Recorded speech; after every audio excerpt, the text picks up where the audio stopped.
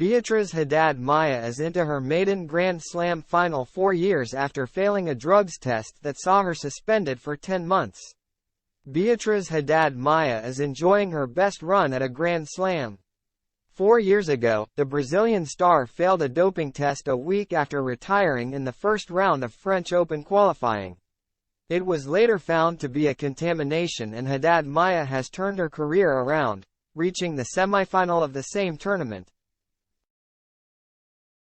The current world number 14, Haddad Maia has enjoyed impressive results on the WTA Tour but never saw it translate to the majors until now. 10 months ago she reached the biggest final of her career at the WTA 1000 in Canada, receiving a message of support from Pele. How good it is to see Brazilians conquering more and more in the sport. I want to congratulate b.a. Haddad Maia for reaching Toronto at WTA 1000 final, but above that, for the beautiful journey so far. I'll be rooting for you today. You are writing a beautiful story, the late football icon tweeted ahead of the match. And she will now bid to make her first Grand Slam final after advancing to the semifinal stage for the first time in her career. The 27-year-old takes on top seed and defending champion Iga Swiatek in her toughest match yet on Thursday. It comes just 4 years after Haddad Maia experienced a very different French Open. She retired injured during her opening match in qualifying and, during the second week of Roland Garros, went to play a challenger event in Bowl, Croatia. After losing her opening match there to Sara Sorobes-Tormo, the Brazilian failed a urine test, and the International Tennis Federation announced in July that she had been provisionally suspended after the sample was found to contain banned substances. In February 2020, the ITF then announced that they accepted that the failed drugs test was a result of contamination and gave Haddad Maia a backdated 10-month suspension,